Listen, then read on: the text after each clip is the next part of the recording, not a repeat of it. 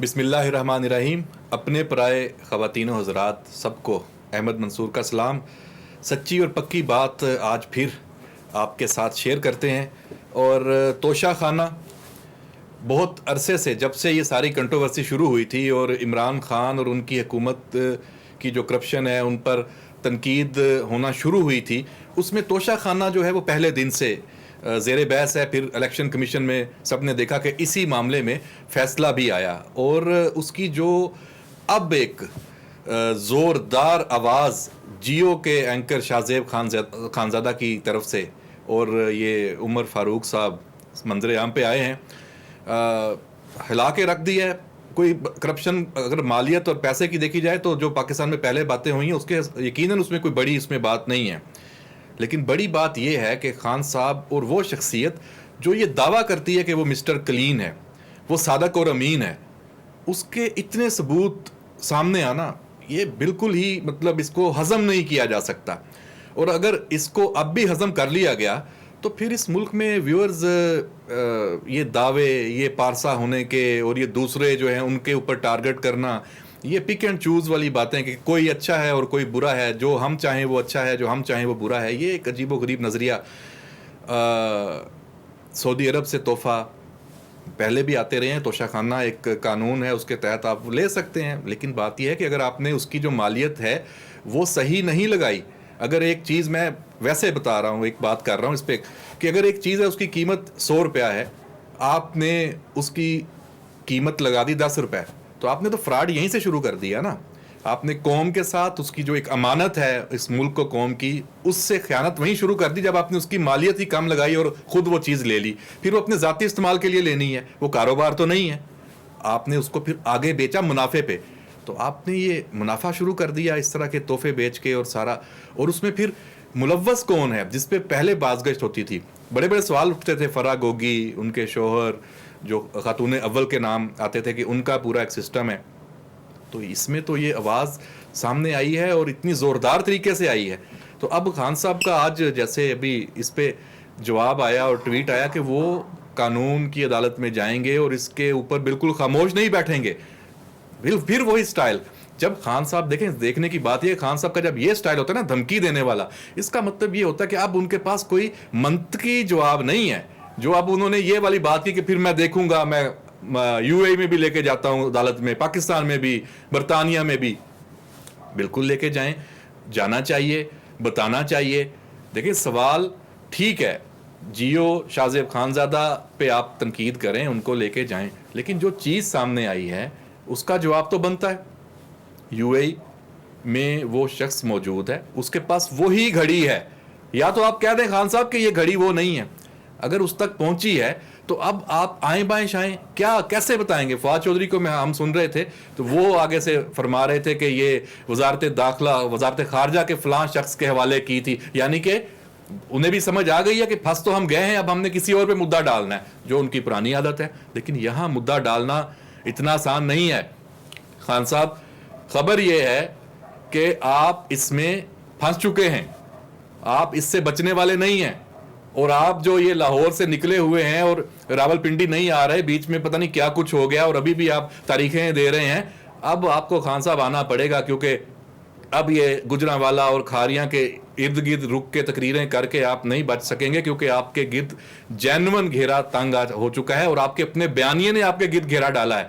آپ نے جو اپنا جھوٹ گھڑا ہوا تھا پوری سیاست میں، اس نے آپ کے گرد گھیرا ڈال دیا ہے. تو خان صاحب نومبر کا جو مہینہ جس کو آپ نے ٹارگٹ کیا ہوا تھا وہ آپ کے گلے پڑنے جا رہا ہے.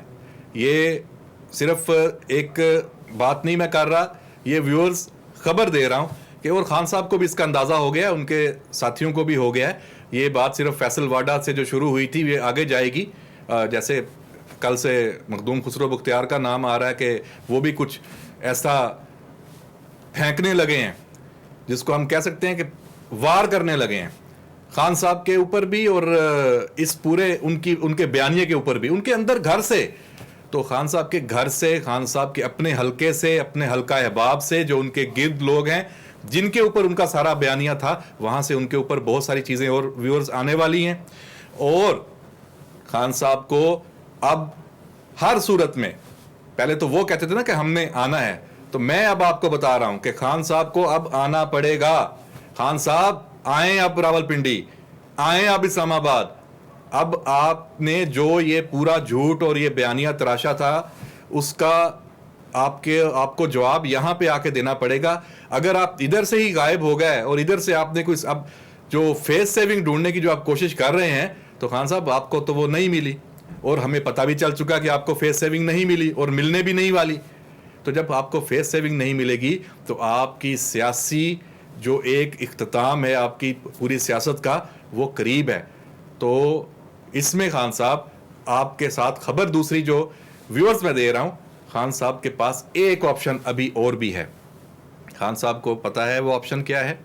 وہ اس آپشن کو، یہ وہ آپشن ہے جو یہ کوئز پروگرامز میں ہوتا ہے کہ چھوڑیں یہ اٹھائیں اور گھر چلے جائیں. تو خان صاحب جو آپشن آپ کے سامنے آ چکا ہے اسے اٹھائیں اور گھر چلے جائیں، ورنہ جو کچھ بھی آپ نے کمایا تھا سیاسی طور پہ یا کسی بھی طور پہ، وہ سارا واپس چلا جائے گا. زیرو سے شروع کریں گے.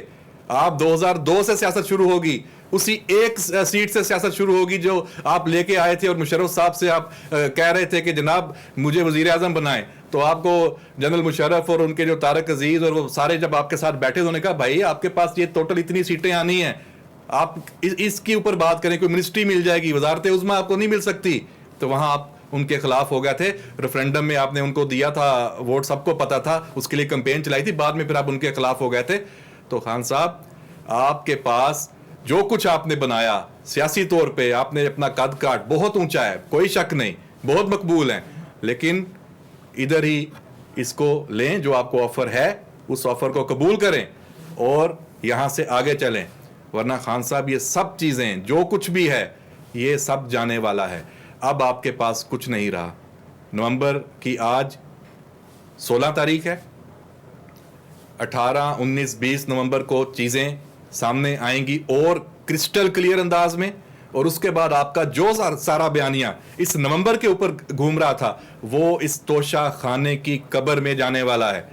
تو خان صاحب یہ اس کو آپ اس وی لاگ کو اس کو سمجھیں کہ اس میری اس رائے کو، اور جو آپ کو آفرز دے رہے ہیں اس کو آخری آفرز، آپ کو ابھی بھی کچھ لوگ ہیں جو آپ کو بچانا چاہ رہے ہیں، آپ بھی جانتے ہیں.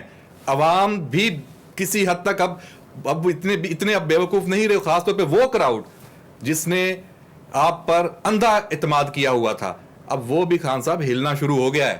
اگر وہ نہ ہل رہا ہوتا تو آپ کی جو جی ٹی روڈ پہ ریلیاں ہیں وہاں اسد عمر کسی کو اتنے غصے میں نظر نہ آتا کہ بھائی یہ لوگ نہیں آ رہے، ہم خالی کرسیوں سے خطاب کر رہے ہیں.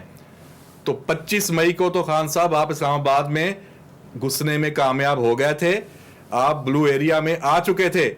لیکن اب تو مجھے خان صاحب یہ لگ رہا ہے اور میری انفارمیشن ہے کہ آپ کو یہ 25 مئی والا سین بھی آپ کا نہیں ہونے والا. آپ تو ادھر ادھر ہی کہیں ایک دم پانی کا بلبلہ بننے والے ہیں. تو ویورز اسی ساری جو صورتحال ہے اس کے ساتھ اور توشہ خانہ اس سے جڑے جو مزید چیزیں ہیں اس کو لے کے ہم آئیں گے آپ کے سامنے ایک دو دنوں میں. خبریں ہیں تھوڑی میچور ہو جائیں پھر آپ کو بتائیں گے کہ خان صاحب کا یہ جو سارا پانی کا بلبلہ تھا، تھوڑا ٹائم لمبا ہوا، 4-5 سال ملک کے بھی ضائع کیے، عوام کے بھی، قوم کے بھی، وہ اب کہاں جائے گا. تو ویورز اسی کے ساتھ اجازت دیجیے. اللہ حافظ.